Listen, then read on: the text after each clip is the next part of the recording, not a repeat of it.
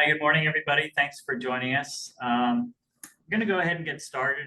People are still joining us, but we've got a couple of pretty good presentations today, so I don't want to cut them short.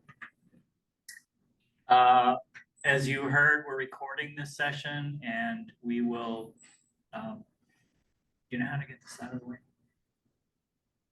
We'll be uploading this recording to our YouTube channel a little bit later. I'll probably just chop the beginning and the ending off of the dead air. So probably this weekend, sometime this weekend.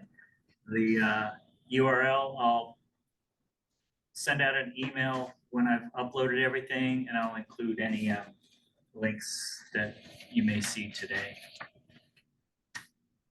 So some ground rules, please mute yourself if you're not already muted. After the presentations, if you have questions,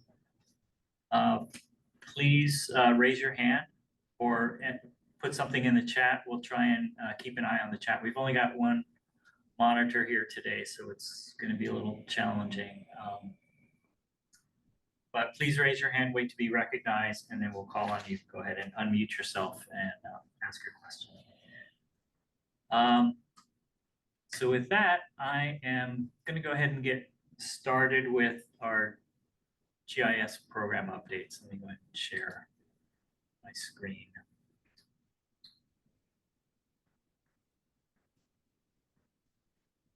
So first and foremost, most of you know that we were waiting for our enterprise agreement with Esri to be fully executed. That happened last month, so the implementation is underway. You're going to hear a little bit more about the enterprise agreement from Todd Kingman. Todd Kingman's on the line from Esri. A little bit later after the presentation, so I'll give a more detailed update about the enterprise agreement. But right now we're in the process of actually implementing some of those changes. So we've done maybe not quite a third, I would say, of the users so far, migrating their current user type, and this applies mainly to ArcGIS Online, migrating their user type from where they are. Some of you are moving to different user types. So we're doing that now. We're doing it sort of on an agency by agency basis. If we haven't got to you yet, just wait, we'll get to you. There should be a GIS lead in your agency that we'll be working with, and they'll probably reach out to you. If after the conversion you run into any problems,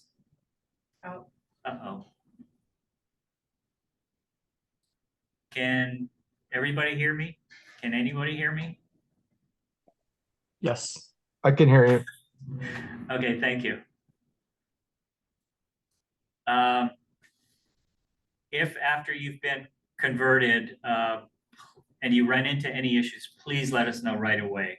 None of this is irreversible, but there may be some mitigating factors involved in your particular instance. So far, everything has been pretty smooth. Just a couple of hiccups here and there, but nothing major to be concerned about yet. So stay tuned for that. As part of this, I think what I'm going to do is I'll send out an invitation just to everybody. I'll establish one day a week where it'll just be an informal Teams call. If you're having an issue or you have questions about the conversion especially, I'll be online for about an hour. And I'm thinking right now it's going to be probably Monday afternoon, end of the day, around 4 o'clock. I'll just have an open Teams call.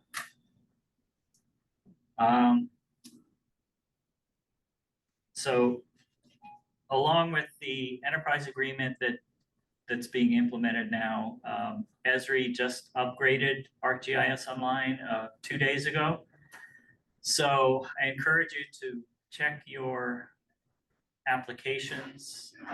Your web maps, I'm guessing, will probably be okay. Your data should be okay, but check your applications to make sure nothing is broken or things are working the way you expect them to. If you see anything that's not working the way it should, please let us know. We'll get in touch with Esri, and if we hear enough things in common about things that are happening, probably means there was some kind of bug in the update. But please check your applications, make sure they're working okay, and do let us know if they're not.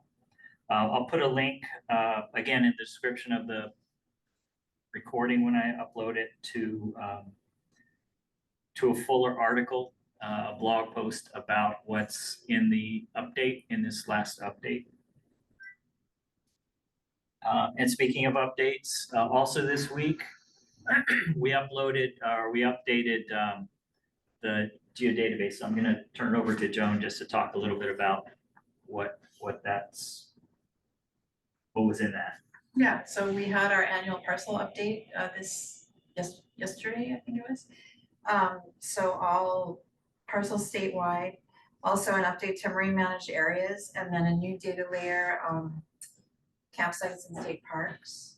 And all of the updates and new layers are already available in the state GIS database, ArcGIS Online, the Geo portal, our legacy site, and in our REST services. So all of the data is available. We kind of did it quickly this time. One thing broke, which is our AGOL application, or I'm sorry, it's not ours, it's State Energy Office AGOL application. It's been running, I think, like 15 years. And we knew it would break one day, and yesterday it did. So I believe that's being retired by State Energy Office. The Office of Planning is working on an application that will do very many of the same things, and we should be deploying that soon. So that's all I have. Thank you. The Esri Users Conference is coming up next month. You'll hear more about that again from Todd Kingman later today. One thing I wanted to mention is that for those of you who are not going in person to the conference, there is a digital registration available, and I would encourage you to register for that. There is no cost for state employees, but what that gets you is access to some of the live streamed sessions that they'll have, and they're only going to live stream some of the Esri presented technical sessions, none of the user presentations. But also after the UC concludes, those recordings, the recordings of those sessions will be available online for probably 6 to 8 months or so, only to those people that have registered. So if you register to go in person, you can access them, or if you register for this digital access, you'll have access to those recordings as well.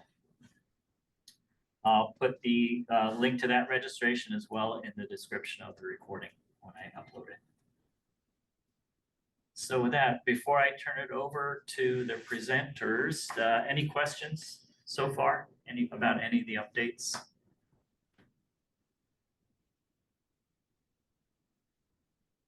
I don't see any raised hands, so I think we're gonna go ahead and move on. So our first presentation this morning is from Craig Clouet and Drew Decker. Craig is in the governor's office. Drew Decker is a longtime USGS person that's been associated with, helped us in Hawaii for quite a while. Craig has a long history of GIS in the state, and I'll go ahead and turn it over to you, Craig. Actually, we're going to have Drew's going to take the first part of the presentation. So welcome, Drew from San Diego. Take it away, please.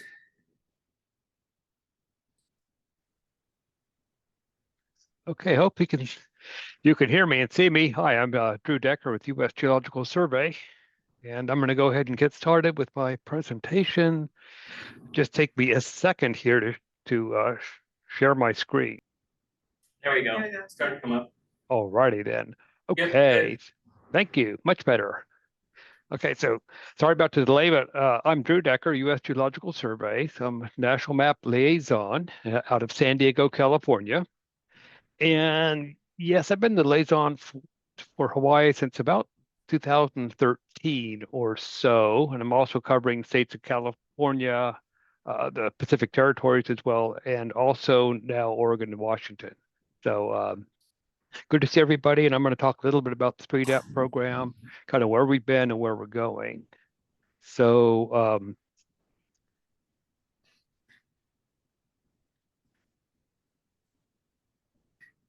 I can click on this.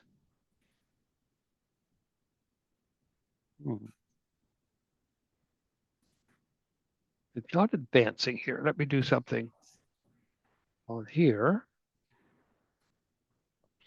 There you go. There we go. Thank you. So what is 3DEP? This is a, let's see, go back here. So what is 3DEP? It's a 3D elevation program. It's the new collection of national LiDAR for the nation. Okay, this got started in about 2013 or so, and this was to recollect and start a new base of elevation data for the nation, and replacing the old elevation we had, which is based on the contour lines on the paper topographic maps. So it's been scanned and turned into a digital product, but they still had their roots with the old 1 to 24K topo sheets. So this new program, as I said, began in around 2013-14. Just before then, we had a new study, NIA study, to collect information on how we would use the data. We contacted all the states, federal agencies, a large number of different groups that would be using the data to find out how it's going to be used. What's business use? What are the benefits that they're going to get? So this helped justify the program, as you can see here in the table on the right. These are some of the main business uses that were raised, and though this helped justify the expense, the time you're going to put into it, and help the agency get our funding. So what is LiDAR? Stands for light detection and ranging. Okay, airborne laser sensor, in this case, flown by a light aircraft that was done across the nation, pretty much to collect data for these rather large projects that we had. As you can see here on the left, the laser collects a very large number of LiDAR pulses, providing an X, Y, Z or elevation value. All those together comprise what the LiDAR sensor collects. It just collects the points, all the products that come out of LiDAR, all the elevation products that we derive come from those points. And from this, we have two major data sets that we have. First is a LiDAR point cloud. Okay, you can see in the upper right here. These are the points themselves expressed all together. Very dense array of points, often multiple points per square meter. From that, we derive a bare earth digital elevation model. Okay, that's kind of a smooth surface of the earth based on a nominal resolution of about a square meter. In some cases, it'll be smaller than that, and I'll point that out later. But that removes the vegetation, removes structures, and again shows the terrain that we're interested in with topographic LiDAR. So these two products are what we produce and distribute. You can see a couple pictures here on the lower right, bare earth DEM. And again, that LiDAR point clouds is sort of an oblique looking photo here or an image here. LiDAR profile, when you look at the points from the side, you can see the vegetation color coded in this case by elevation. So what can we do with the data? There are a whole bunch of different applications with very high resolution LiDAR and elevation. Flood risk management, starting up here in the upper left. FEMA, we've worked with FEMA a lot on their needs. And of course, with this, you can see what the elevations are, where water is going to go, where it could be going in the future, et cetera, for flood risk management. Aviation, we collect things above the Earth's surface, right? Possible obstructions, so it's important for that. USGS will use the data for new contours. We continue to make the topo maps, by the way, and we'll generate the new contours at 1 to 24,000 scale or so from the LiDAR. The geologic division of the agency will use the data for geological hazards. They'll use it for geological mapping too. So will state agencies through the state map program. So for new geologic maps. It's also helpful for alternative energies and a lot of geophysical data that we collect. Infrastructure, again, because it shows transportation, it shows structures above grade level. Archaeology, showing historical sites and structures, for example, and as well as providing a very detailed look at the forestry too, especially with higher data densities, as you can see here in some of these profiles. So looking at the products again, DEM is one of our main products. The 1 meter resolution on the right is our standard product. Some of the DEMs we make are going to be higher resolution, such as the 1/2 meter, or even in a couple cases, slightly smaller than that. But we'll resample things to kind of a standard 1 meter resolution. We're going to be making a new seamless product, which I'll say more about in a moment. And so this will be our new source. We always had 10 and 30 meter resolution DEMs, by the way, but we're going to redo those using the LiDAR-based data to replace the data, as I said before, that came from the topo sheets and the contour lines. In Alaska, we have an IFSAR sensor up there. Not that it's real relevant to today's talk, but that's allowed us. And by the way, the IFSAR is a radar-based sensor, giving a 5 meter resolution in Alaska, which is a lot better than the old 60 meter product we had there before. LiDAR products further, looking at the point cloud this time. This is an image of downtown Chicago. All the buildings that you can see here have been turned into kind of a 3D product. You can see the very high detail here. I'm sure this is a high resolution collect. They're color coded by elevation here. On the upper right, a mesa also showing a lot of detail. And again, the colors vary by elevation. In the lower right, we have a case where if you have more than one date of LiDAR, you can show before and after effects. In this case, showing before and after a wildfire and all the changes to the vegetation. Looking further at how the program is running, we have something now called the Data Collaboration Announcement, DCA. We used to be called the Broad Agency Announcement, or BAA, over the years. I know that groups in Hawaii had used that vehicle to partner with us. It's a mechanism for non-federal groups to partner with USGS and other federal agencies to acquire LiDAR. We can also acquire high-resolution hydrography data now, and I'll have another slide or two on that. And the DCA is open to federal agencies, state and local governments, tribes, academic institutions, the private sector. And so from this, we can build a kind of a funding coalition for a certain project. We match funds. USGS and other feds will have funds to match with those provided by the partners. And you can see the steps here on the right, kind of going through partnership, the data collection that we provide. I'll say a little bit more about that. Data processing. USGS does the data validation. We also do the product generation, and we deliver it to the public. We give it to data to the partners. We also make it available for online access in the public domain. So where we are now, looking kind of at a transition from what you see here baseline, which is the first coverage of the country, and then what we call next gen 3DAP. We're at that transition now. So before, we've strived to have partnerships where there's no baseline coverage. Again, you want to cover the whole country wherever you can. We had what we call the part QL2 level data.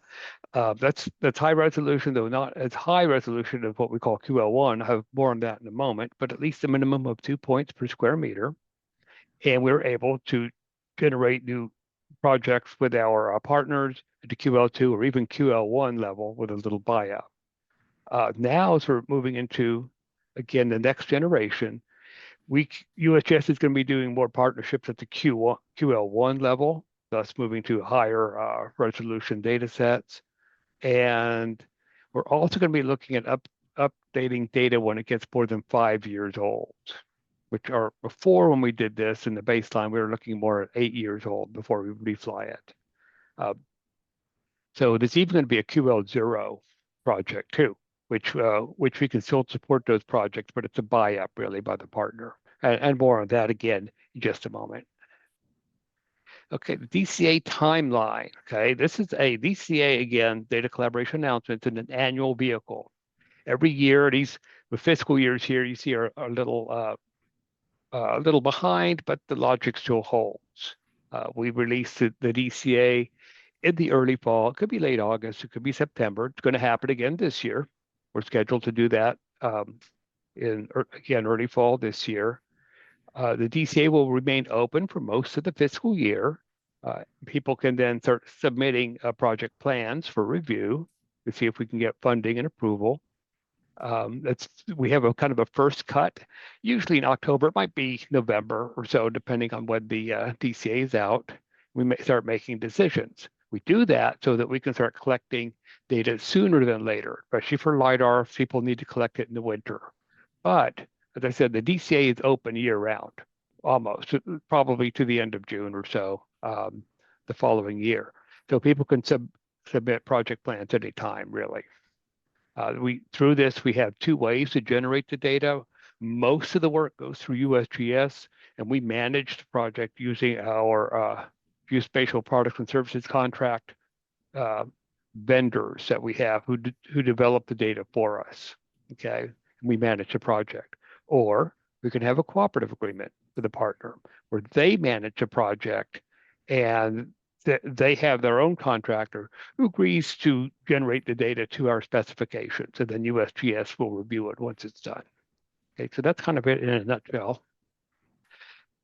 Looking at the summary here, more of a current look at the map. Data available in progress for 98.3% of the nation as of the end of last fiscal year, as you can see here. So that's our baseline. We wanted to get that done. Hawaii, unfortunately, is a little smaller right here, but you can still see showing the extent of what we were able to collect. And I have another map of this to show in a moment. And so this kind of is a bit of a wrap up of where we are now. This map provides a little further details. It's got a little animation that runs. It shows when the data were collected across the country, beginning roughly in 2014. I think here in San Diego, some of the first data were collected there. And so this kind of shows how we filled in over the years. Some of the superlatives on the left talk about the benefits, the number of organizations we've worked with, and percent of total costs contributed by partners, all the number of points. So it's been ongoing for a long time now, over 10 years. And we finally got to the baseline. There are a couple of little spots that still need to be fixed or filled in, but I believe we should have that done by end of fiscal year 26, if not sooner. So supporting this, we have the data collaboration announcement, just went over that. Geospatial products and services contracts. Okay, so again, we have a group of about 10 contractors that can do the work, and they work with USGS and our staff. We have the U.S. Interagency Elevation Inventory. This is co-managed with NOAA. It helps ensure that people can find information about the projects that we have. It's not a repository, but it's an inventory, so it points people to those areas where we have data available. Lidar base specification for consistent data. The national map is our main site for delivering data, and I'll have another slide on that. Then we have the Lidar Explorer, which allows you to also access the data, download it, but also visualize the data too, okay, through the Poetry Viewer. Base specification, we've had this since the beginning of the program. There are a number of iterations of it. Every year or 2 years or so, it'll be updated and there'll be a latest specification. So we refer to that, for example, which version of this do we have for a particular project or task? And it's got a lot of information in here, again, on accuracies and classifications and a lot more. So this little link here will tell you, or send you right to the specifications. And we have a listing of what's changed over the years. And we also have the past versions of the spec too. Lidar quality level. So I've been saying a few things about that. You can see the little table here on the bottom. QL2, okay, the third row down, is showing the data that we've always had, that level or better, to meet 3-depth specs. Vertical accuracy is RMSEZ of 10 centimeters, a minimum of 2 points per square meter. The DEM that we generate is 1 meter. A lot of data, though, has been generated at the QL1 level, okay, which is at 8 points per square meter. And And I believe the latest data for Hawaii has all been at QL1, also having the same vertical accuracy of 10 centimeters. There's now a QL0 product out there that has a 5 centimeter vertical accuracy. Okay, it's hard to meet. So it's a pretty dense data set and quite accurate. The number of points per square meter is also 8 points per square meter or better, but sometimes you can increase that beyond 8 too. And you can see here on the right-hand column that the DEM cell size now gets to half meter with those higher quality levels. And we make those data sets available online too. We sampled the 1 meter, but also the original half meter. So looking at further steps here, so 3-depth future generation just around the corner. So we're still airborne based. You can see here the airborne light aircraft data collection, but there are other alternatives out there, and we'll be looking at that as we move forward. UAS, of course, drones, even ground-based surveys, satellite-based. We've had some digital surface model or DSM data generated by satellite, and that even has a 1 meter ground cell too. Okay, so there are a number of alternatives out there, and it yet to be seen how they'll all be coming into place here, but we're very aware of them. So especially as we roll into the next generation. So as we move into the next generation of 3-depth, we have to have a new survey. We started a new study called 3D Nation, Elevation Requirements and Benefits Study. We did this with NOAA, and we looked at what are the requirements now? Where are we going with this? And just like the old NIA study, we worked with a whole bunch of different groups on this, 45 federal agencies, 56 states, including territories, local groups, tribal governments, private companies, other nonprofit and associations to find out again how the data be used. What are the benefits? What are we getting out of this? And this was done, I believe, around 2021, 22, and it's a bigger study than NIA. And it not only though looked at the LIDAR over the land like we've been working on, but also bathymetric data. Inland bathymetry, for example, and also nearshore and offshore elevation as well. That's kind of NOAA's world, nearshore and offshore, whereas inland bathymetry here is more of a USGS responsibility along with the topographic LIDAR. Okay. Taking this a little step further, we now have something called the 3D National Topography Model, 3D NTM. So it's going to integrate the elevation and our hydrography data sets to model topography in 3D. We've had hydrography before. It's the National Hydrography Data Set, NHD, right, with the surface water data collection of water bodies and flow lines. Well, we're going to be redeveloping that now. Those old data came primarily from the topo maps too. The new data is going to come from the LIDAR, the new LIDAR-based elevation data. So the new channels will be developed. It's going to be more timely. It's going to be more accurate. It's going to be a denser data set. So we're beginning that now, called 3D Elevation Program or Hydrography Program. I have a slide on that in a second. And so it's going to complement what we're doing with the LIDAR data. Okay, so it's kind of a next generation hydrography as well. So this little slide here shows the different components. If you look on the right, we've been talking about the next generation 3-depth data, the quality levels, et cetera. Here, though, we're going to be adding in hydrography. So it's going to be derived from and integrated with the 3D elevation program data. And we're hoping it will have newer connections than we had before, connections perhaps to groundwater, wetlands, engineered hydro, such as storm drains. Okay, so it's going to be tied also to the 3DHP called infrastructure for data sharing as part of the Internet of Water. Oops, there we go. And then put them together, and we have, again, a future integrated 3D model. Okay, so this is going to take a while to complete, but 3DHP is now up and operational. I believe really it's first year of it. We will offer funding, like I said before, through the DCA, not only for elevation, but also for hydrography. So that's something I want to expand on in a further discussion sometime too.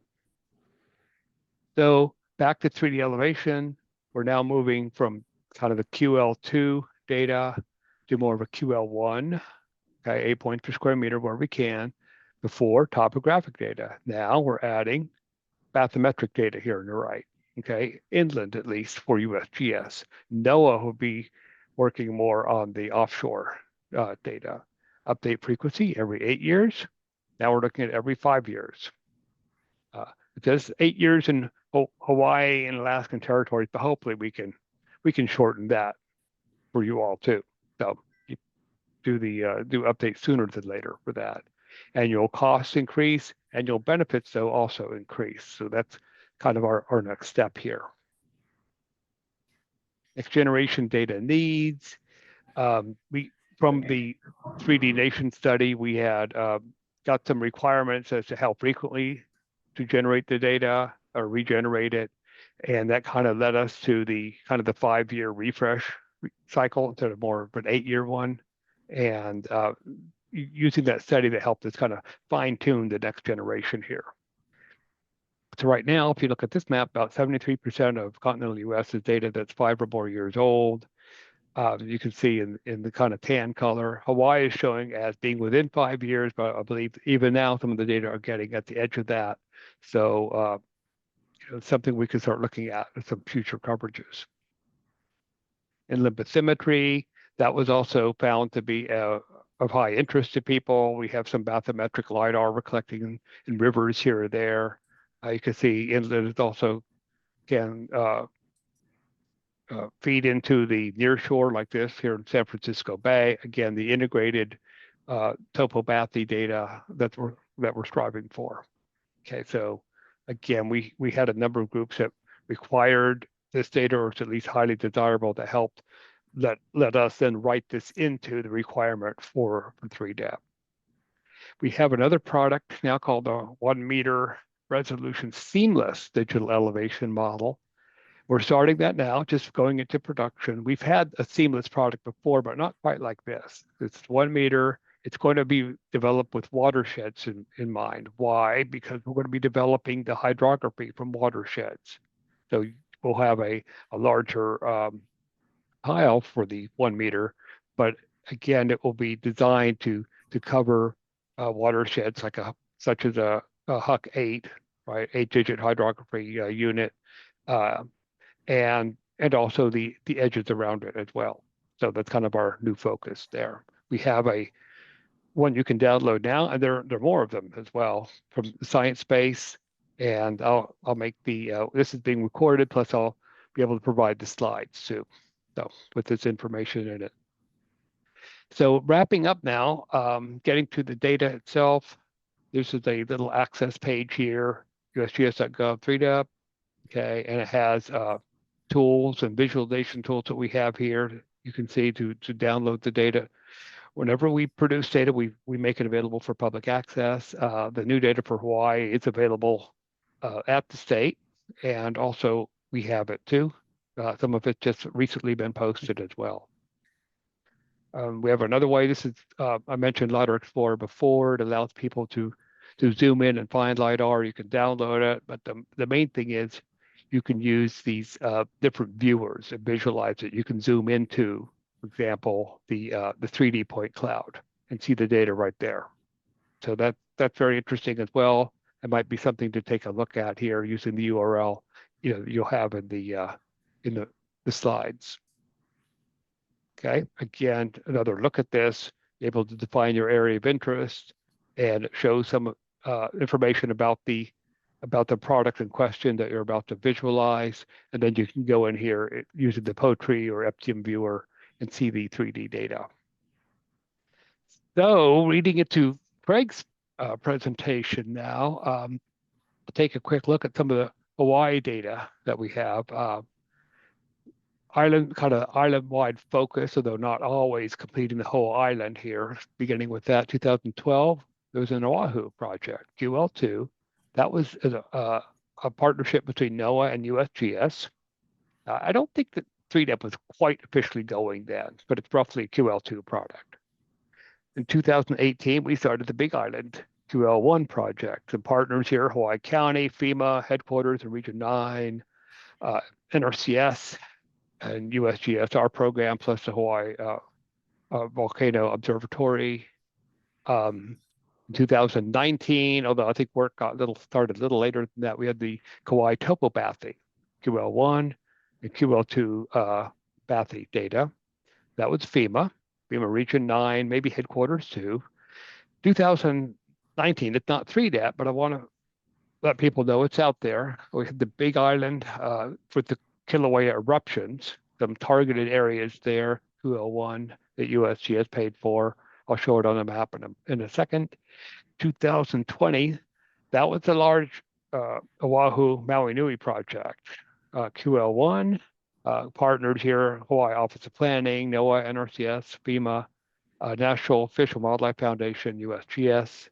And finally, wanted to mention NIHAO 2024, the topobathy, collecting mainly the offshore and shoreline, that's QL1 and QL2B, and NOAA National Geodetic Survey did that. So looked at these all together here, starting here with the Big Island. I don't know if you can see my cursor, there it is the first data we started collecting 2018, probably 18 through 21 or so, in several different trips covering this portion of the island. Then in 2018, and although I think collection started a little later, we had the topobathy up here in Kauai for FEMA. Okay, the bathymetric data in blue, the topos in orange, and that's almost done. Okay, the rest of this data is available, but not this one. It's in hopefully its final check now for the bathymetric data. The topographic data have passed review. So then we had in 2020, this is the Oahu Maui Nui project, QL1, and it is complete. It's complete as we could make it. There were portions of both Maui and Oahu that could not be collected. I believe much of it due to weather and conditions.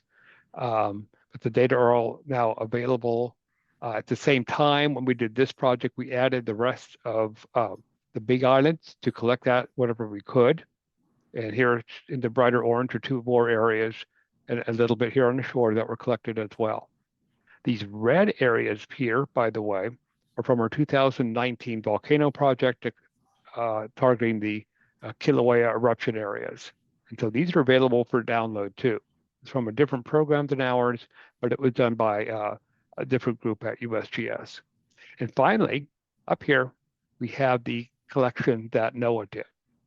Okay, you've got a strong shoreline here and a lot of offshore flight lines and data collected, and collecting the interior island could be part of a future project, as well as visiting areas in these other islands that have not been completed or couldn't be completed earlier. And I think that's all I have. So here's my contact info, and I don't know if you want to have any questions now or after Craig's presentation, but whoops, go back. And thank you very much. Thank you, Drew. I'm gonna turn it over to Craig. Well, good morning, everybody. So I'm gonna follow up with looking at some of the data that Drew was talking about, and just give a little more details about it for the Hawaii folks.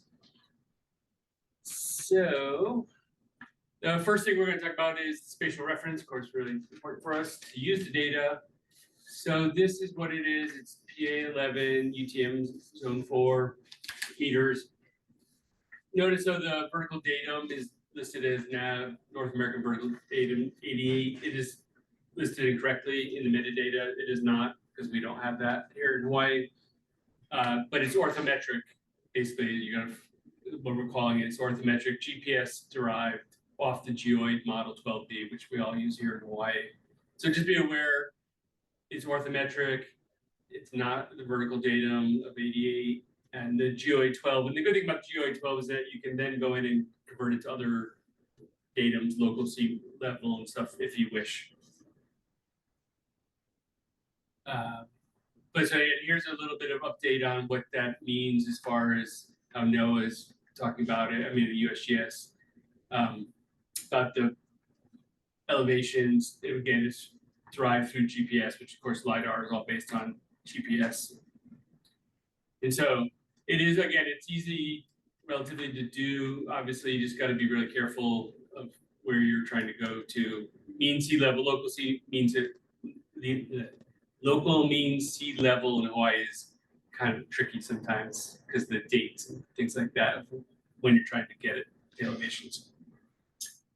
And then there's some information from the state GIS program. They have the USGS, also NGS has the control points and the GEOI, but it's also on the state website, so you can always access it there. And that's just a good way to look at the GEOI 12B, the elevations, if you're going to try to do any conversions to try to change it to anything else. So the data is available to do that. As far as the classification of the LiDAR is great. You're going to see some examples in a second. However, it is not classified completely in that it does not have vegetation classified, which is interesting. So we have the bare earth, basically, and then that's about it. So buildings aren't quite there. Obviously, the trees and vegetation is not there. However, the data is there. So if you have software that can classify LiDAR, you know how to do it, you can actually classify the vegetation in buildings yourself. So that's something to think about. A lot of people are going to want the vegetation. So we can discuss internally, like, give us a call or something here. It's GIS program, and we can discuss maybe, sharing that, or if somebody wants to do it and then share that out, that'd be great. It is nice to have vegetation in buildings for a lot of our analysis. And just note that on the data, like when Drew showed his map of, say, like Molokai or Lanai here, yes, the entire island is covered, but do always note that it was not covered in one day, in one flight. So it's all done in these projects, it depends on the weather, things like that. So, and it does impact how the data actually can be analyzed and visualized. And I'll show you an example of that coming up. But just be aware that even though one island might be done, like the Big Island especially was done over about a 5-year period. So you might have pieces next to each other that are actually more than a year different.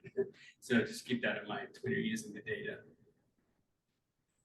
Here's an example. So this is on the left, the ghosty gray is the old USGS 10-meter DM, which we're all used to using here. And then on the left here in green is the new LiDAR data. So you can see how fantastic it is. And also, again, this is bare earth, and so you can see the vegetation is actually very well stripped out, which is very nice. So now we can, and also you can start to see the streams and things like that very well. So when Drew was talking about the vegetation, in the hydrography, this new LiDAR is going to be really key to making very good stream flows and all kinds of things for hydrography. So again, here's just another example. This is Palolo, where I live. So you can just see the level of detail is just amazingly much different and better. So you can do a lot more with it. Rockfall analysis, vegetation analysis, viewshed analysis, all the things that Drew was talking about. Here's an example from Molokai. So this is, again, really, in my mind, really amazing. So if you look, this is the upper ridge of Molokai, and then it drops off to the backside, the Poly. You can see great amount of waterways that you traditionally could never see before. So this is really great. And again, it goes way down into the canyons and valleys, very high resolution. And so this is an example of what you can see. This is a satellite image, obviously in green, the same exact area you're looking at with the LiDAR. So the LiDAR was able to penetrate, in my mind, very well into getting bare earth. So again, the amount of information now we're going to be able to do it for hydrography and vegetation analysis and forestry for DOFA and stuff like that. It's just markedly better than what we've been able to do in the past. See that? So the point cloud, how does it work? As Drew mentioned, the LiDAR, shoots out all the lasers, and it's got GPS tied to it, so it gets all its elevations. So then you end up with a point cloud, right? And so the USGS is providing the point cloud. It's downloadable. And then this is the full point cloud. So this is that same exact area in Molokai, heavy vegetation. But what this is this is the full point cloud, meaning it has all the points in it, including noise, vegetation and trees and such, as well as ground. So you wouldn't use this traditionally for like a DEM if you want to bare earth. You would actually go down to, you would strip out, filter out ground only points. And if we filter out ground only points, that's where the trick gets. When they say Q1 or Q2, like 8 points per meter square, yes, but when you filter it out, say the ground, these squares here in this raster are actually 1 meters. So you can see you're not really you're probably getting more an average of like 2 to 3 points per meter square when you're talking about ground in a heavily vegetated area. Obviously in an open grassland or like urban areas, you will get more of the 8 points per meter square, but just be aware of that. But again, it's very dense for ground. Again, in the old days, we had 10 of these meters per square. So the amount of data we're getting is much greater. Here's an example. So not only did they do a great job for the islands, but they also did a lot of the near shore smaller islands, which was not traditionally in the older DEMs. So here's a case, this is off Manele Bay and Hawaiʻi. So you can see they're actually adding in some of these bigger. They didn't get every single last rock, but they did get a lot of the littler islands. So there's a lot of new data that we just never had before. So I talked about that LiDAR swath. Because the LiDAR is collecting different emissions, different days, sometimes what happens is you get overlap of like maybe 2 flights. And so you can notice these are points per meter square analysis here. And you can just see in this case, this area got a double swath basically. So the point count is much greater in this one area compared to the rest. Like, so this little island, it's much less points per meter square than this swath because they got a double run. So again, you just have to know your data. So there's gonna be some data that's super, super dense, and then some other data that might not be right next to it. But that's just how LiDAR is. And again, here's this island just off this coast. And in this case, so you can see the average was about 13 points per meter square for this little offshore island, which is great. So good job, USGS. And so this is the same thing. I turned that, I used the hillshade and DEM functionality from the LiDAR.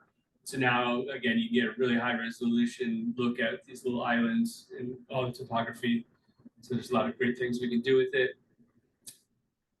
And then this is looking at it in 3D land. So these are the point clouds, the LiDAR, the LAS points themselves.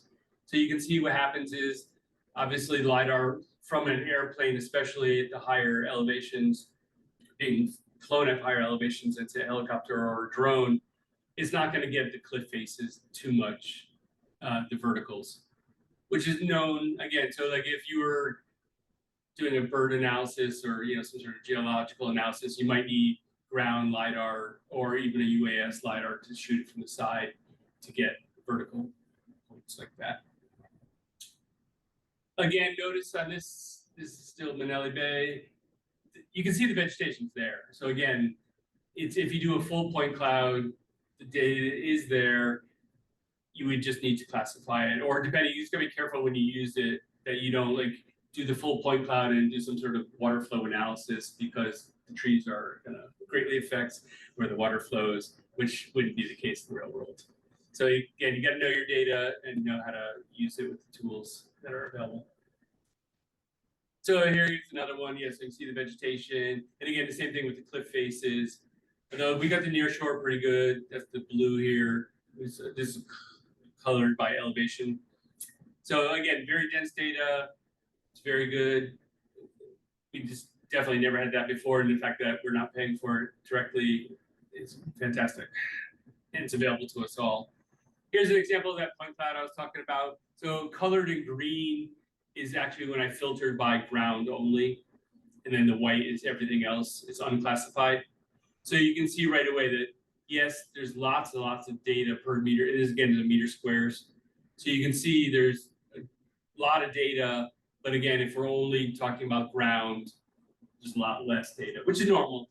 Again, in a forest, you can imagine that's how it would be.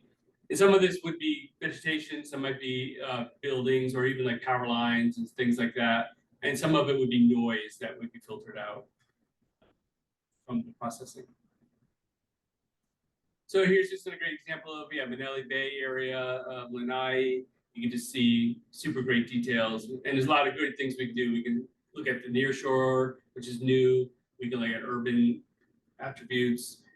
We can look at the ground terrain. There's a lot of things we can use this LiDAR for now. As far as accuracy, everybody always wants to know how accurate it is. So the only way you can really test accuracy is with using USGS control points. So this is one from out there in Lanai, and you can see the elevation there is 37 or 35.7 meters. The LiDAR is recording it at 35.9 meters. So a slight difference, which really is not that bad, actually. You could adjust it if you needed to, if you had a small area that you really were focused in on at a project. But do know, when you talk about LiDAR and accuracy, notice the point over here, green, there's no LiDAR point directly touching it. So again, LiDAR is collected kind of randomly. You can't control where you're going to shoot that LiDAR point. So you can't, very rarely ever going to hit like a control point exactly. So here's that another example of the same. So if this is a 1 meter circle, say we were going to make a 1 meter DEM raster, all these points that are within this blue circle basically would become averaged to give us an elevation. So again, the fact that the LiDAR point wasn't directly hitting the control point, which is in the center here, it's never going to be exactly that elevation. And in fact, when you do like a 1 meter DEM, you really are averaging a lot of data. And so you got to be careful about that, depending on if it's on like a cliff edge or something like that, the elevations. But again, the data is there and it can be used. You can do a lot with it. And here's that exact point that we were talking about. And again, the LiDAR is so accurate, but however, look at all the rocks and things like that. So again, even if you're going to put a 1 meter grid on this, you're never going to get that elevation to that point, right? So you just have to be aware of what you're doing. If you do need that kind of level of accuracy, obviously you should be out there with the survey team doing survey. But just understand your data. And again, you can make smaller resolution data with the LiDAR data sets. If you have a small area, you can make a 1 foot DEM if you want. Go ahead and then just understand the accuracy issues that come about with using LiDAR data. And always go back to the NGS control points because that's the US standards for elevations. So I got a couple just quick pretty pictures. So here's the same area again, what you can do with the hill shades. Again, you can see the outer islands, you can see all the shorelines very well collected. Here I added actually a little bit of color from a satellite imagery, give it a little more realistic look. And then here's the final one where again, the level of detail is just fantastic. So again, you can see this shoreline, you can look at the sand traps, you can plan out your golfing tour, things like that.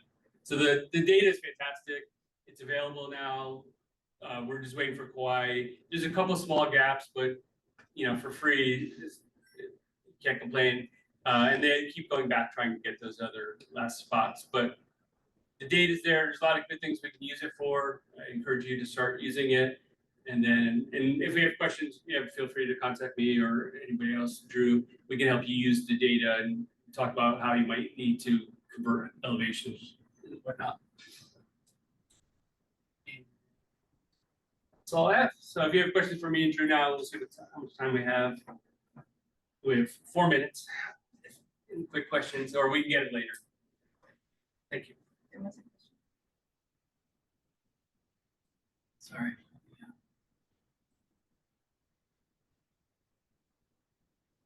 Is there a hand up? Chat. They're in the chat. Oh.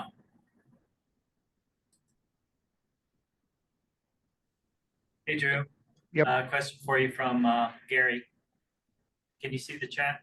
Do you Oh, have yes, I see it now. program funding due to current events? But not at this time. We are, we're planning for next fiscal year 26, to continue as always to still have our DCA as well as funding for both hydrography and elevation. I'm not sure what the final numbers would be, but I have not heard anything about them being different than what they have been in the past. So hopefully we'll be okay. Do you think the 5-year refresh is still good? I would think so. Hawaii says 8 years. I'm thinking though that everyone knows it's been tough to collect data there, and an opportunity to get over and fill in any holes or recollect areas, I think would be viewed as a reasonable thing to do. So yes. Okay, thanks. Any other questions? Oh, something else in the chat. Yeah. Marcy is asking, can you see the chat? I see the chat too. Yeah, how data. A question for Noah, I believe, but I think it is released now. I think it's available on Noah's Digital Coast data access viewer. So you could check to see if it's there. If not, we can send you to the right person, to Andy.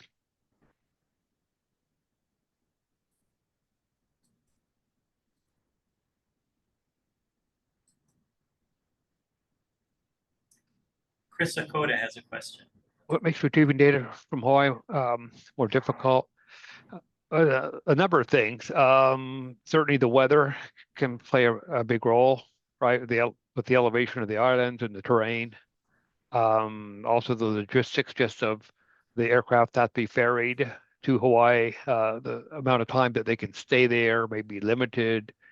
And so it's difficult to do that. Also, a good chunk of the work that we have done there took place during COVID, for 2 years or so. So that had an effect too. So we could look at future projects perhaps with different sensors and different try some new strategies for collecting the data and hopefully fill in some of those gaps. How long did that Oahu, Maui County How long did it take? Without seeing all the references, I would say we probably had about 3 years of data collection, but it was an intermittent. So they'd come out for a while, then and then not be back for several months, with the greater part of a year, for example, too, depending on the seasons, rainy season, etc. So it's about a 3-year period, I believe, but it was not a continual collection by any means. Thank you. Anybody else have any questions?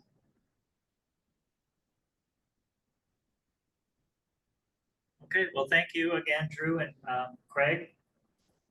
And I'll post Drew's presentation as soon as I upload the video and he makes it available. So you'll have access to the links that he had in his presentation. Craig as well, I think you had some links in yours. Okay, with that then, I'm gonna go ahead and move on. I saw Mike Wahl. I see Mike Wahl on the call. Michael is the GIS specialist for the State Historic Preservation Division in DLNR. He's going to tell us a little bit about HICRIS, the Hawaii Cultural Resource Information System. Go ahead, Mike. All right, thank you, Arthur. Aloha, everyone. I've kind of done this presentation before a few years ago, but so I'm going to go through some of this stuff kind of quickly, just so we can get to the demonstration and answer questions. So today I'm going to talk about the Hawaii Cultural Resource Information System and what it is. Well, actually, let me back up.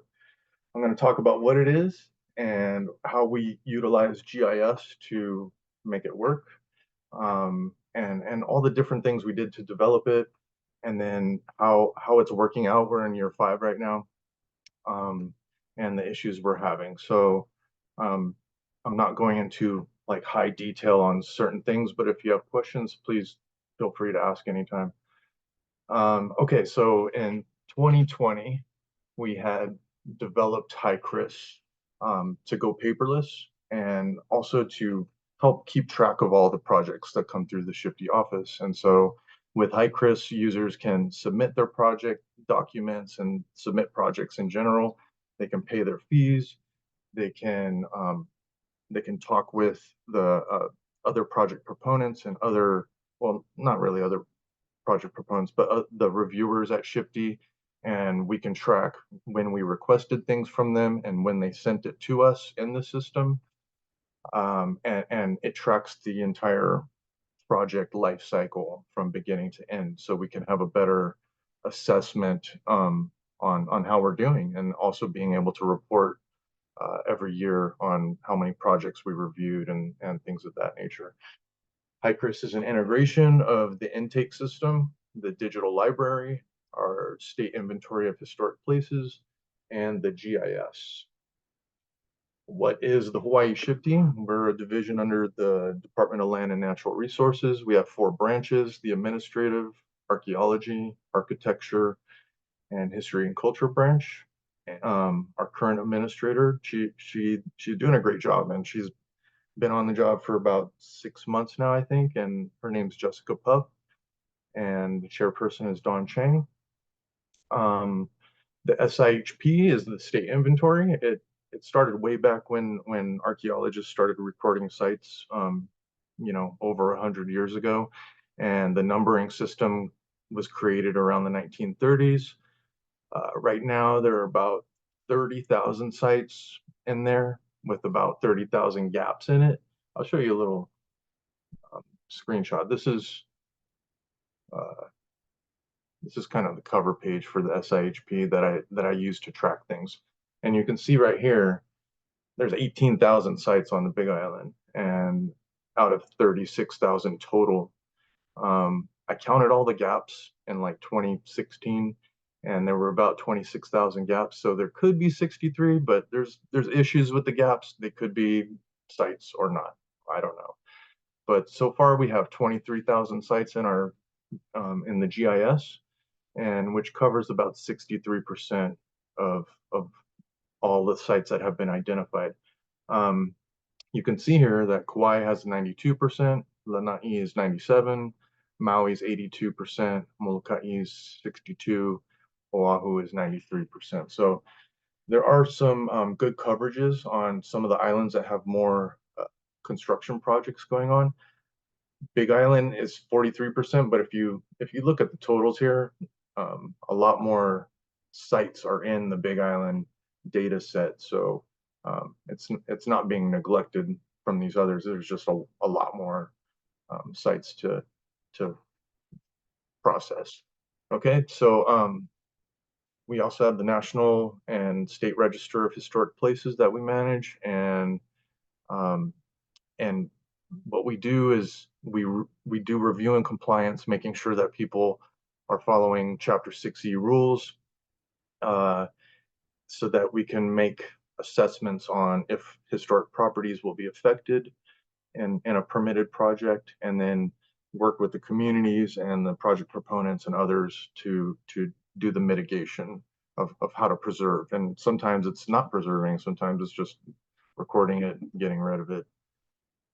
Burials and inadvertent discoveries of human skeletal remains are consulted with the burial councils and recognized descendants from each island. So a little history and why we need HICRIS is, over the years, there was different administrators, different people doing different things, and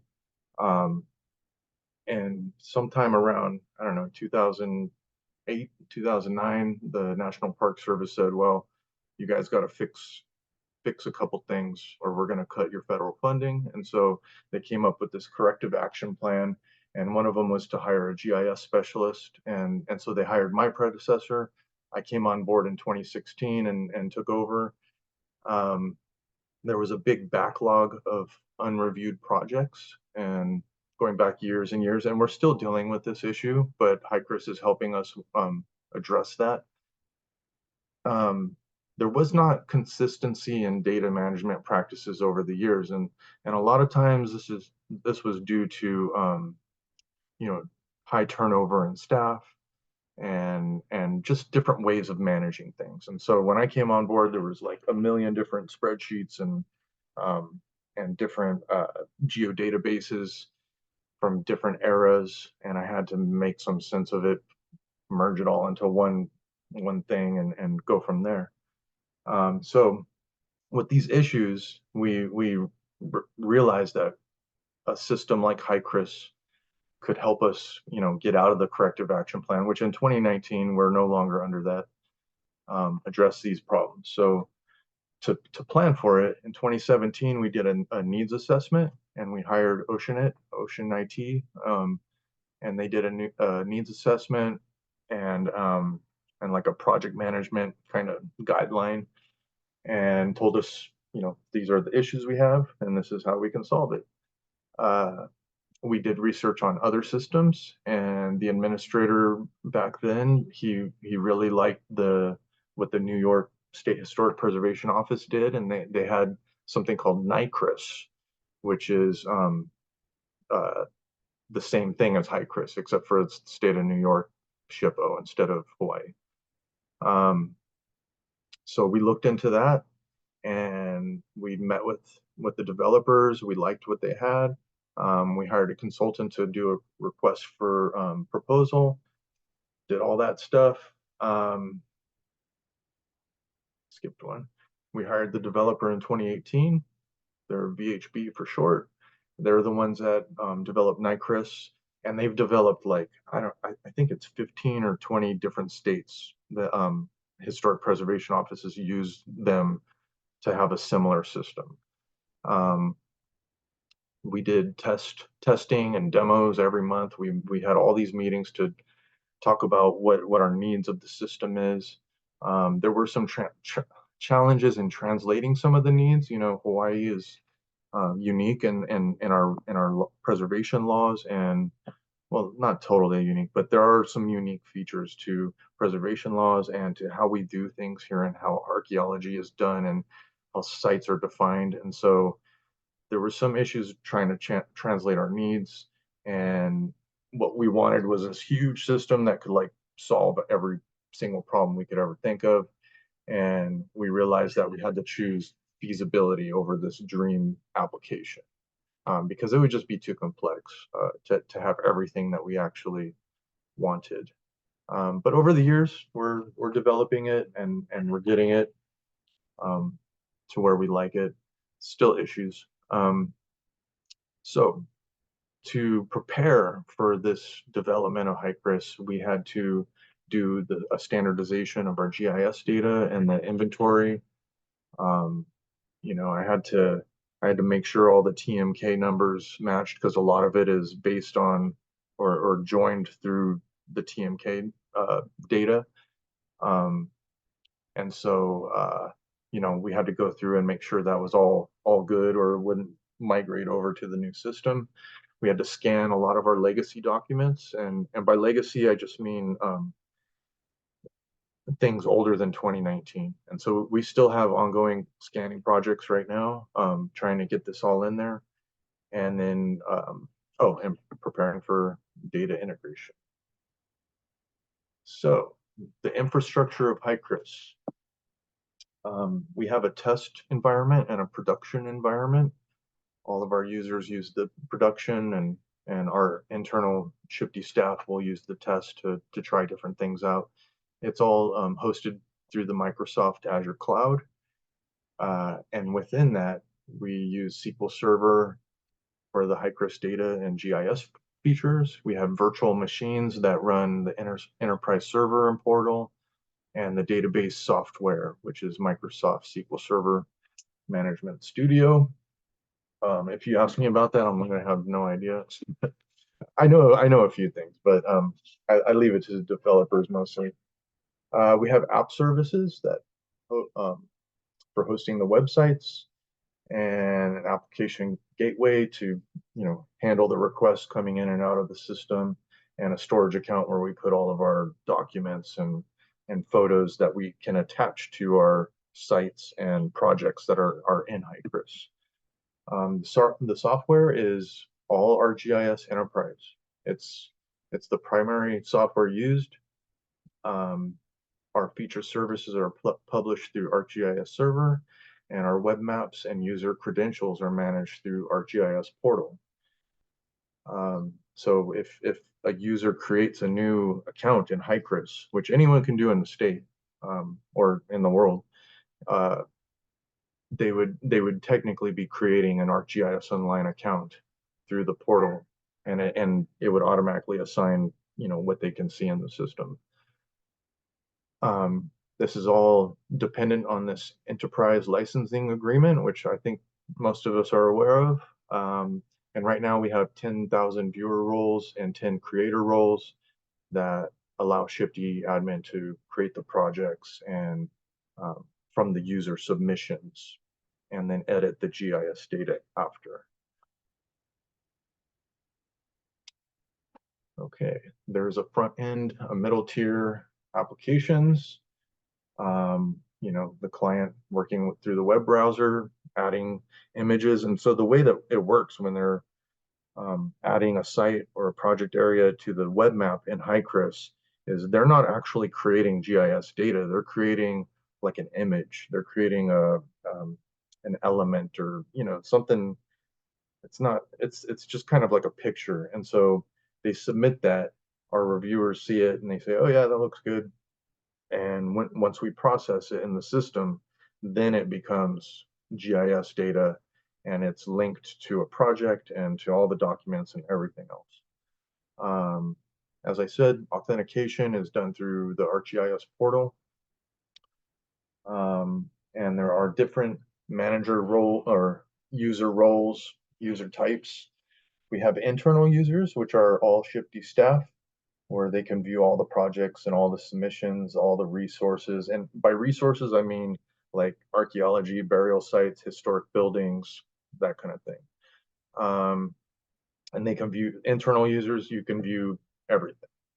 External users, the first time someone logs in or creates an account for HICRIS, the only thing they can see in the map is the historic buildings, and so they and like historic structures, that kind of stuff. And in the system they call it above ground properties.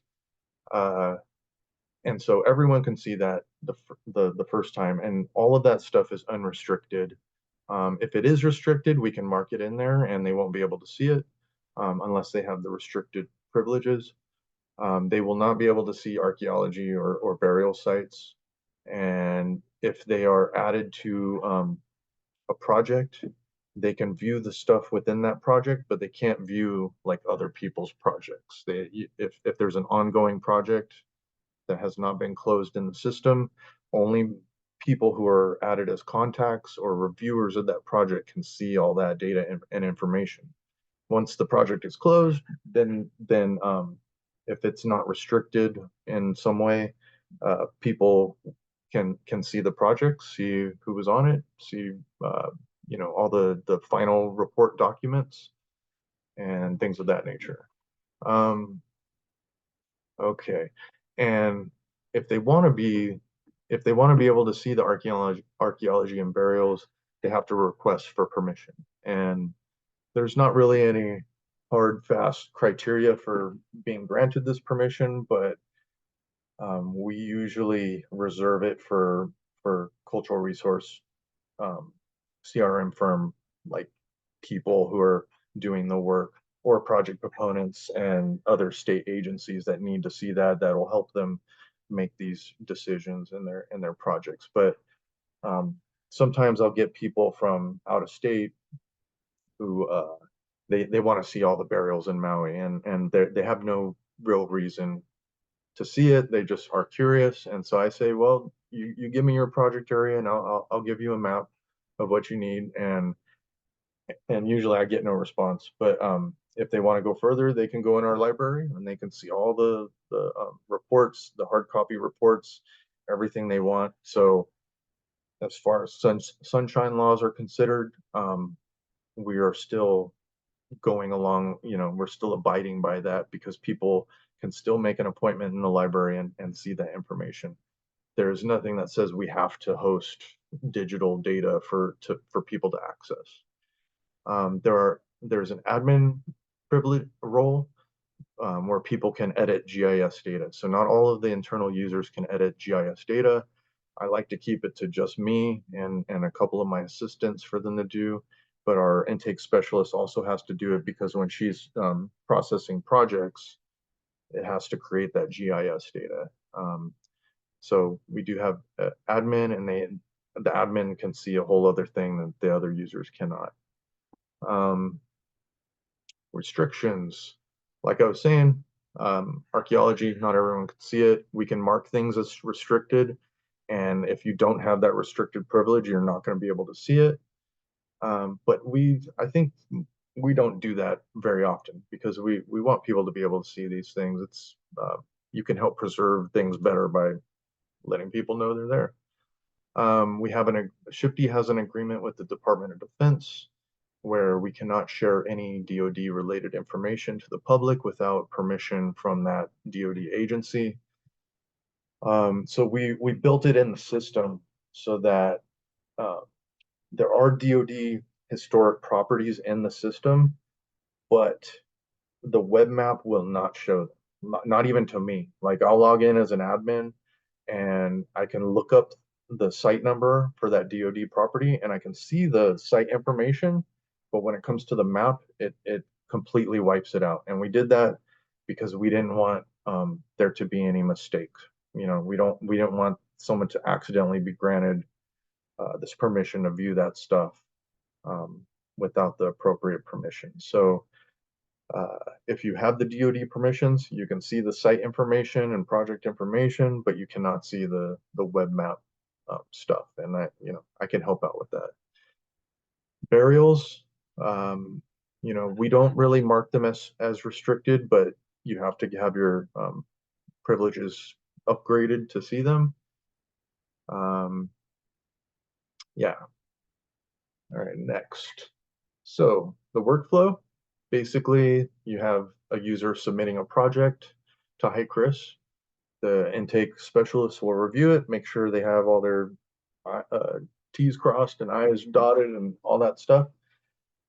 And they'll process it. Creates a new project. They assign a reviewer from the SHPE office. The reviewer looks at it and says, okay, we think you guys need to hire an archaeologist and do a survey. Or they say, no, this property's been surveyed a bunch of times, you know, no further work needed, go on with your project. If the project continues, you know, they can go back and forth, and the project reviewer can request information from them through it. It'll send an automated email to the user, and the user can find a link in that email to submit back to whatever item that the reviewer is requesting. You can do research in HICRIS, and like I showed you, there's 63% of the GIS sites in the SIHP and HICRIS.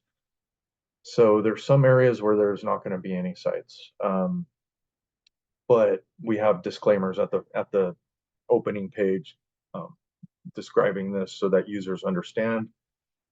We don't have all of our library resources in there, and or correspondence files, and we're still working on them. We still have ongoing scanning projects to do that and get it into the system. Our librarian just hired a new assistant this week, and so we're really excited to be getting a lot more documents and a lot more site. I have two, actually 3 assistants now that are helping me with HICRIS and GIS. So we're making some good movement on this. And then communication, like I said, you can go back and forth. You can see what's been done. You can submit sites and project documents and photos and all that stuff. And it won't get lost in the mess of email and all that. It'll be right in the project. And when the project closes, we can look at the history and see, you know, what exactly happened and what the timeline is.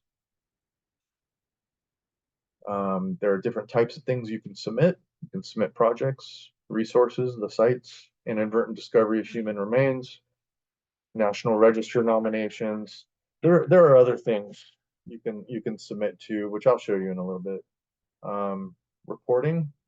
So we can generate annual reports from HICRIS showing how many projects were submitted, how many were closed, things of that nature. We can track projects. We can, you know, we can export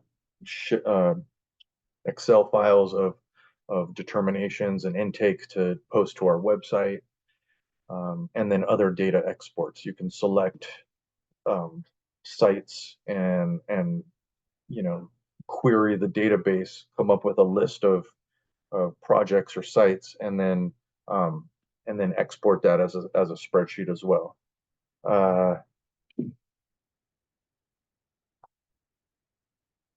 As I said before, it went live December 17th, 2020.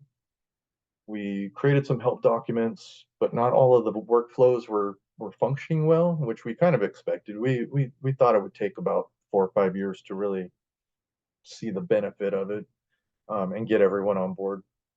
There was a major change in the site number request workflow, which led to a lot of confusion on both sides. And we're honestly, we're still kind of working out some of these issues. But just, if you're gonna do a project like this, expect there to be some hiccups. Expect, when you're doing your project planning, really kind of detail everything, because I understood what was going to happen, but not everybody did. So, we had to do some things, and we're still doing some things to fix it. HICRIS today, we still meet twice a month, and we do maintenance and updating things, fixing things. We're seeing increased communication between project proponents and SHIFT-D reviewers. And it's also highlighting other problems. It's highlighting some of the procedures that we need. We need to fix our own internal SOPs, and it also shows, like, oh my God, look at all this huge backlog that we have have to work through. So it's showing us what we need to work on, really. And so here's kind of what the home screen looks like, and you can submit a project supplement, like another document. If you have a project number, you can just submit it right in through that module. You can pay fees, submit a burial registration and a discovery, and so on. Moving forward, last year we did some minor changes to it, and trying to get legacy data, older data into the system. And this year we have a major push on that. I have my assistants now, and they're all working to get as much GIS data into our system and into HICRIS. We're also developing training videos to help people figure out different parts of HICRIS. And we're hoping by next year or the year after that it's just going to be a well-oiled machine. It already is working very well, but there are some things that need to be addressed, and we're on it. We're working on it. Okay, so I'm going to show you kind of a little demonstration. I don't have anything really I don't know. I'm just going to go through and talk about different things, but I want to show you the submission page, how to search for information, where to find help documents, and I don't have to show you how to request elevator permissions. You just email me. And then I'll show you the portal where we manage user registration, where we edit the web maps and manage licensing. Okay, let me see here. Are there any questions yet that I should see? Any file size restrictions? Yes, that's an excellent question, Eldridge. Yes, there is a file size restriction on documents that can be attached to HICRIS. So you can have multiple document types, JPEG, PDF, TIFF, whatever. But the limit is 70 megabytes. I think it's 70, but it's around there.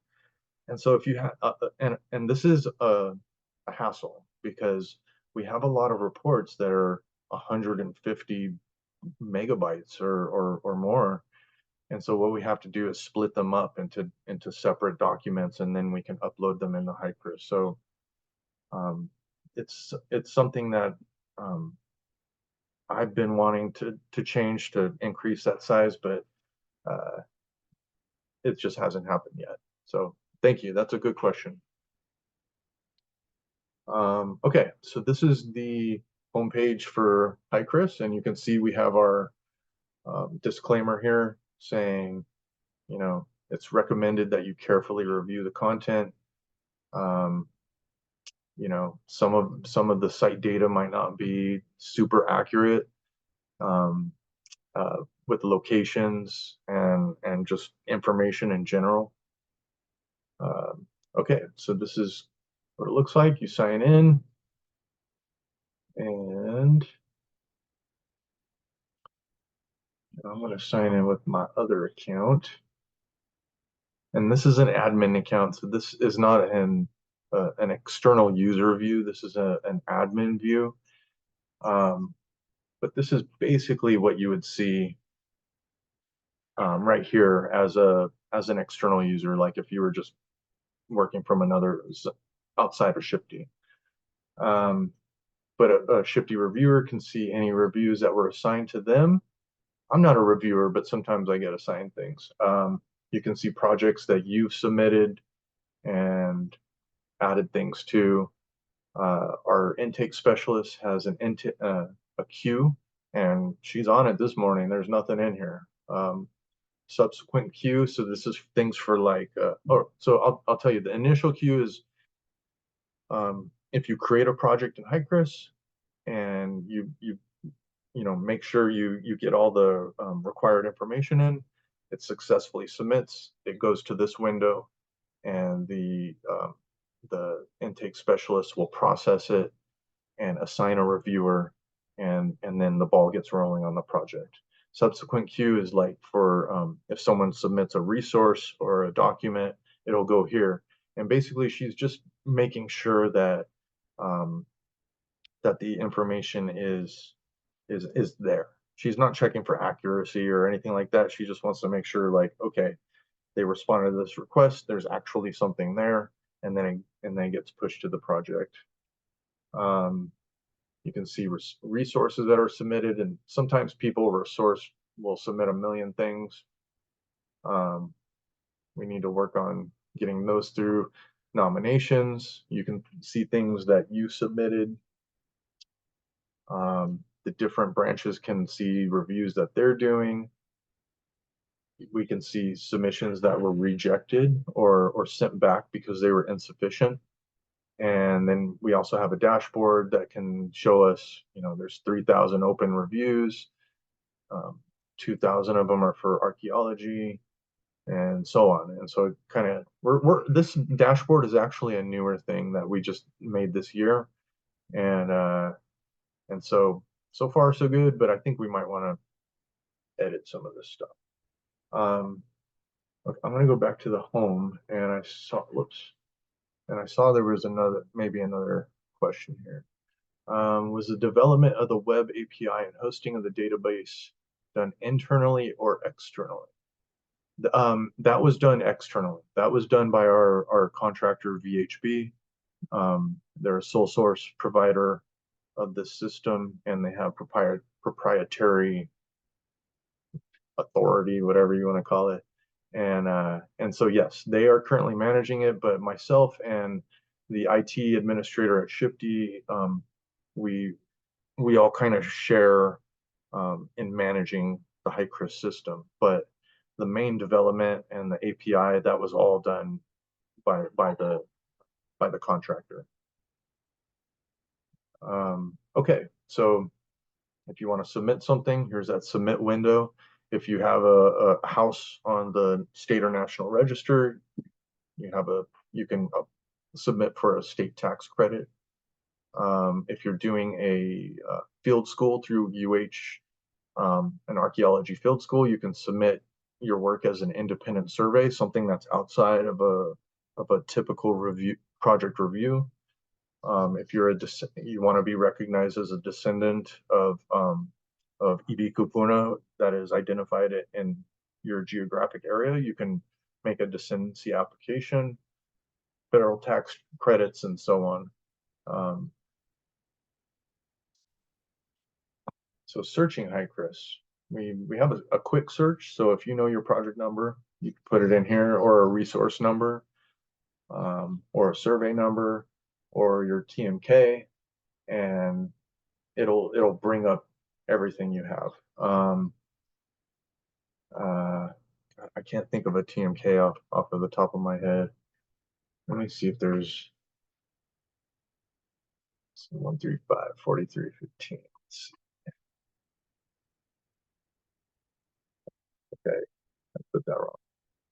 Yeah, it might not bring up anything. Oh, there we go. So here we go. In the SIHP, I looked up this TMK and I put it in here in HICRIS, and I see there's an archaeological resource and a burial resource for this tomb of Mahuka, and then there's a project that intersects this TMK.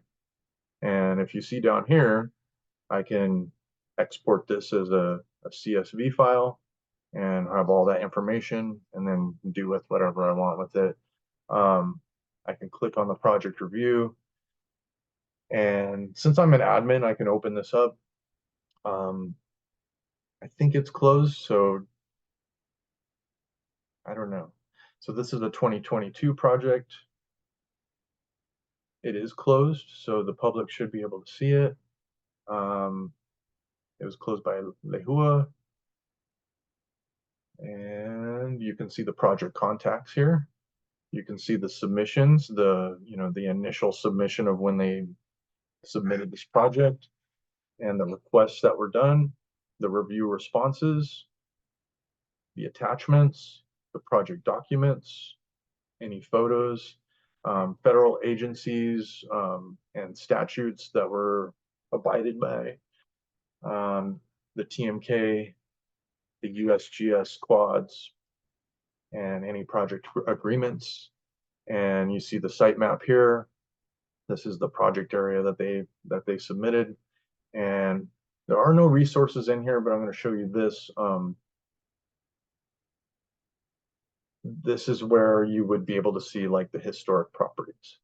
And you can see here in the web map that we have some archaeological sites here. We have burial sites there. This is by the golf course there.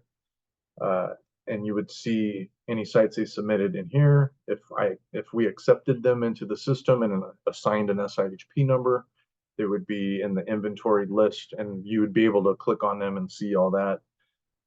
Sometimes if they're submitting multiple sites, they could submit a survey so that it's just easier to do it that way.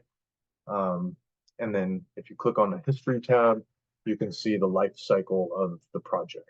It was created October 2022, and all these submissions and so such as. I want to go back to search here. If it will let me. Actually, before I do that, I'll show you there. So this is the administration window. I realize I have 9 minutes left, so I'm gonna try to get through this, but the administration window, I can manage users. I can assign users as reviewers of projects, only internal users. Manage payments. We have all these different things. I can add a resource on the back end, add projects on the back end. I can disable resources so no one can see them, things of that nature. And I just want to quickly show you the map window and how you can do, we have this spatial search. You can choose, it's like a typical web map where you can choose the base map that you want. You can choose to turn layers on or off. You can see the legend of what's what, and then you can print a map out doing what you want. You can do a spatial search, and I'm going to click on use a buffer, and let's put, usually I get requests for like for half a mile from a point. So I chose 0.5 miles, and I'm just going to click right here. And so now it creates this like query buffer that selects all of the sites that intersect in that buffer. And then you see it populate in this table down here. I can download that as a CSV and then go from there and be like, oh, we got all these projects, we got these resources, and it can help you in doing your project. You can, there's measuring tools, all this stuff. You guys probably all already know how to use it, that kind of thing. This is the portal. Hopefully it won't shut down on me right now. And you can see this is where we can manage our content that goes into the web maps. We can track our users and our licensing and settings and all that good stuff. It's basically our GIS Online, but I try not to make many changes in here because I don't want to mess anything up. And then this is our test environment. It's the same thing. About every 3 months, we have a new iteration of HICRIS with new changes, and we test them out through here. Okay, let me bring this up. You guys can read that if you want. I'll say thank you and then try to answer some questions if you guys got them. Yeah, you get some more questions in the chat. Okay, how are you managing for duplicate submissions? Another great question. I think it depends, you know. Usually we don't have this issue, but if let's say if someone submits something and it goes through and then they're like, oh my God, I totally messed up. Like, usually I can fix it. I can fix the project area. I can add things to it. If they do submit 2 projects or 2 resources, I have something that's called forced close that I can sorry, I saw clarify and said clear. I can close a project and leave the one that they want open. For resources, I can do the same thing and like deactivate a resource so that the one we want is shown instead of, you know, this the wrong one. So that's normally how we do that. Can you clarify proprietary rights of the contractor? Shifty still owns data, but information system design is contractor. You know, I don't know the exact details on that, but you know, because we own the system, we paid for it. I think what it is that they have like proprietary like access to it, and I think another company could probably come and take over access if we wanted them to, but they developed it, so I don't see why we would do that. Shifty does own it. We own everything about it. And I don't think there would be any reason to switch the contractor right now. But if we wanted to, I believe we could. And so I think to define what I meant by proprietary, I just mean like they know where they have the access, they know what to do, they know everything. And so they can make the changes that we need that I can't make on my end, but I'm sure if I asked them like, hey, can I have access to this, they probably let me. But I don't know, honestly. I might need to clarify that with them. Vladimir, how would you search for a TMK that calls out various plats, particularly in the library search tab? Yes. So that is an issue with the library search. There is no spatial query in there right now. You know, it might be a pain, but I would just do one TMK at a time and do it that way and just export a CSV for each TMK and then merge it at the end. You can also ask myself or the librarian, Stacy Naipo, for assistance in that. Sometimes people will say, hey, we got this project area for this ahupua'a, and I'll just select everything and get them whatever information I have. So yeah, I don't know if that's something you want to do. You can email me and we can see if there's an easy way for you to do that. Yeah, you're welcome. Okay, yeah, you're welcome. I think that's it. I mean, if you guys have questions or would like training for your agency or anything like that, please let me know. I'm having my assistants create some training videos that I'm hoping to get out soon. We had to purchase some kind of software to do the video, so that should be happening soon. Other than that, I hope you guys are all doing well and have a good weekend. Thank you. And I'll take more questions if you got them. Thanks, Mike. You're welcome. And again, we'll post your presentation if we can share it in the Oh, sure. description of the YouTube video when we upload it. Yeah, I'll send that out onto you right now. All right, great, thanks. Thank you.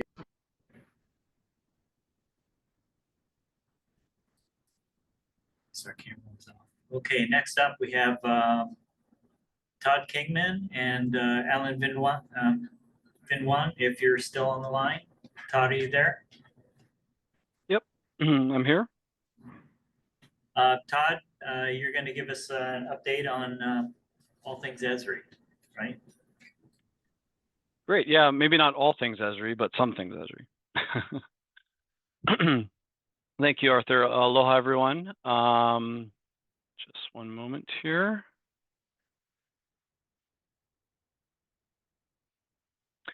So, thank you very much for including us in your the state user group meeting. It's great to be here. For those who I haven't met before, my name is Todd Kingman. I'm an account manager working for Esri based in Honolulu. I'm your account manager. I support the state of Hawaii as well as other state and local government customers in Hawaii and across the Pacific. Here to support any of your software needs, any questions about software, any help that you need with the technology that's available under the state's enterprise agreement.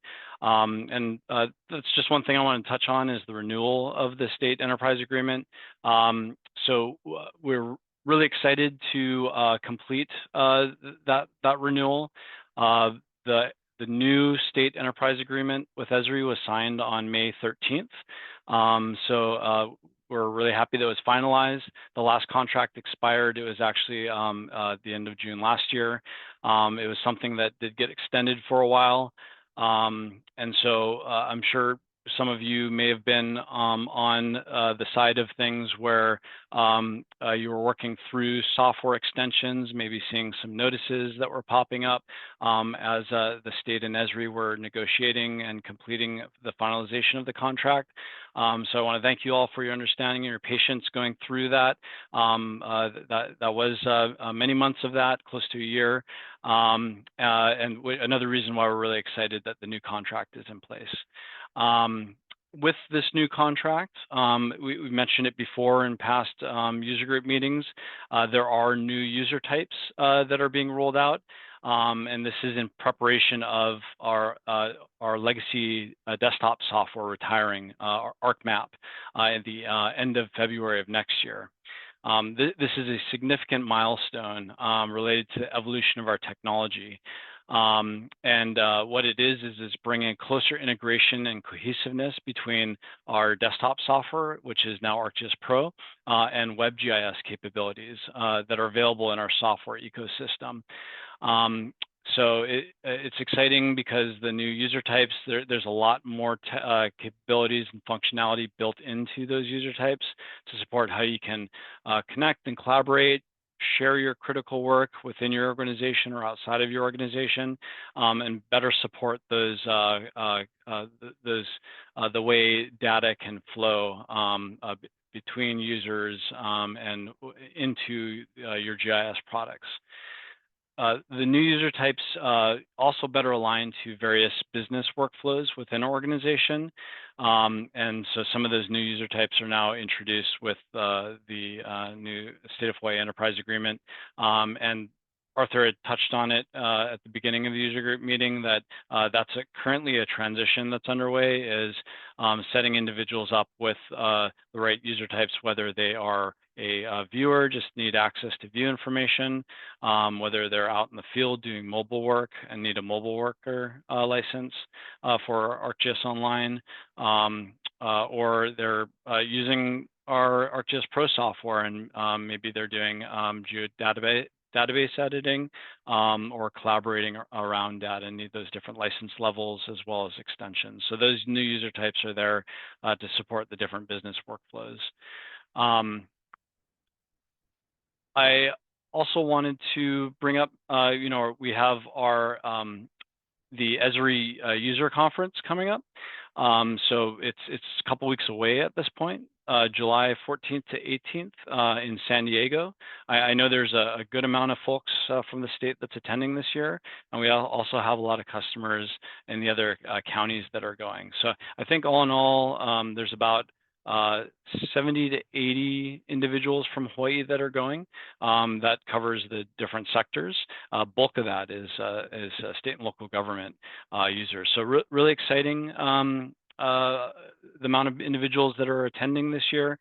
Unfortunately, I'm not going to be there this year, but I am here to support you if you're going. If you do need to get connected to any subject matter experts or any industry specialists, please don't hesitate reaching out and letting me know how I can help set up a meeting for you. I will place my email address in the chat, so you can reach out to me and contact me. And then also, please feel free to contact me if you're wanting to learn a little more about the user types, what it means to your organization, what it means to your workflows, better understanding the different capabilities that are available within those different user types. And if you need, plan ahead regarding maybe future users and how they would interface with our technology, please let me know. We're happy to help. And then I guess finally, I'd like to let everyone know, I guess, again, it was something that was mentioned at the beginning of the call. We just rolled out some updates to ArcGIS Online that went out Wednesday and I think part of Thursday. There is a lot that is available that was rolled out in the new user type. So I'm going to go ahead and put a link in the chat to what is rolled out with the updates in ArcGIS Online. There's a lot there, so too much to kind of go over today, but if there's anything there that you want to better understand, want to learn about, or explore to see how it might fit with the type of GIS work that you're doing, the way you're sharing data and information and collaborating, happy to connect on that. So, and standing by if there's any, questions generally about us and our technology, please let me know.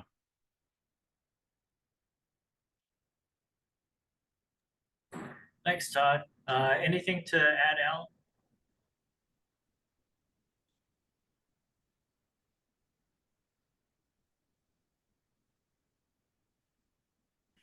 I saw Alan. Yeah, I think Alan was placing some stuff in the chat. He wasn't going to provide any updates today, Okay. but we certainly, if there's follow-up needed with any of the departments, Alan and I are a team. He's based here in Honolulu now. He moved from California earlier this year, and so we're happy to meet in person to discuss things. He's on the more technical side of things. He's a solution engineer that I work with that can kind of think about how the technology and the components capabilities can kind of work together to meet your business needs and align to your GIS workflows. Okay, great. Thanks. Thanks, Todd. Thanks, Alan. Anybody have any questions for the Esri folks? There are a lot of new features or a lot of features included in this latest update. I haven't had a chance really to dig deep into any of them, but some of them look pretty substantial. It includes, there were some AI assistants that were part of an earlier update, and I think there were some more in this update that we will be turning on, but with a caution. They are free to use right now, but they may consume credits at some point in the future. So we'll kind of be looking at that more carefully as you use it, and we'd like to get your feedback on if you are going to use it.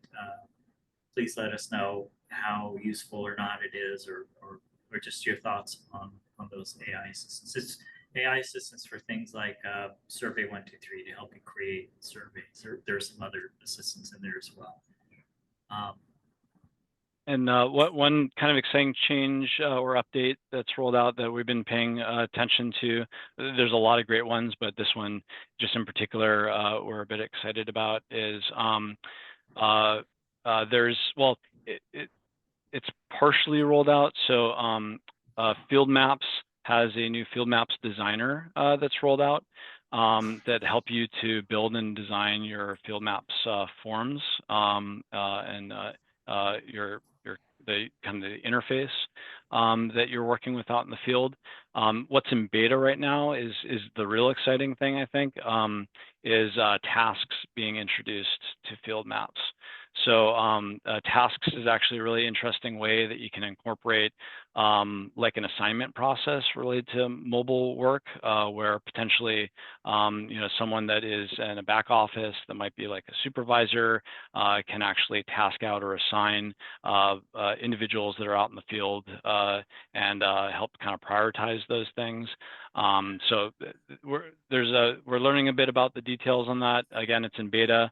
If that's something that you're interested in, you might be able to join the beta to get early access to tasks and maybe put it through its paces if it's something that you feel will benefit some of the field mobility work that you're doing.